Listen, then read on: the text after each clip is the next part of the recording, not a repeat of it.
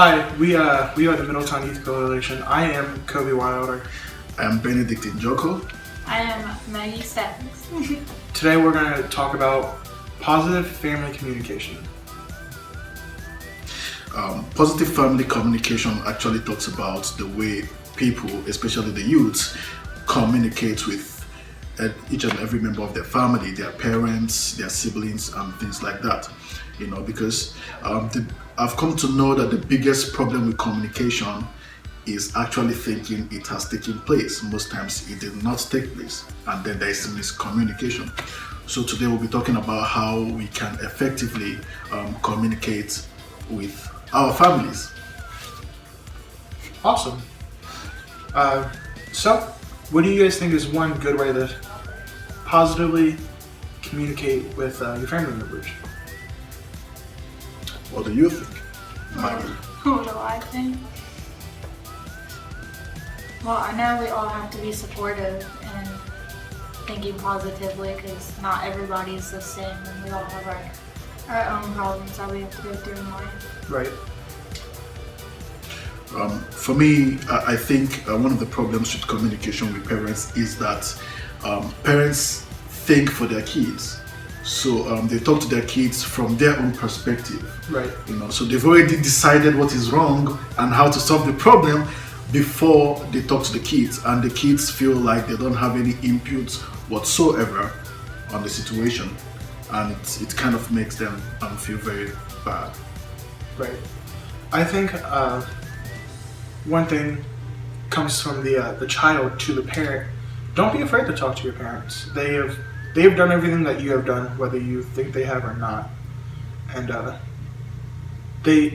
you might think that they don't know everything, but most of them do. They can help you in any problems. So just don't be afraid to talk to your parents. And parents, please don't come at your kids from a judgmental point of view. Don't assume you know everything, because believe me, this is a different time, this is a different period. So the kids may actually know more about this than you. So come at them, from an open point of view, and let them lead the conversation. Make them feel comfortable to talk to you about anything they want to talk to you about, and kind of nudge them. Don't judge them, don't make them feel bad, just listen to them. And sometimes these kids actually want someone that can just listen to them, no matter, and just feel whatever they are feeling. So you just listen to them. That may just be what they need at that particular point in time. Right. So, but I have a question. The question is this: as youths, we are all youths. How do you think you want to communicate with your parents?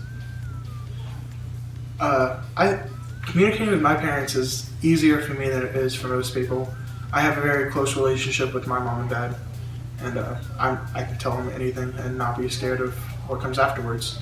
And most times they can help me with my problems. I'm in a very different bubble than most people. So how do they react to your questions, or like whenever you want to talk to them? So how do they talk to you? Most times when we have a conversation, it's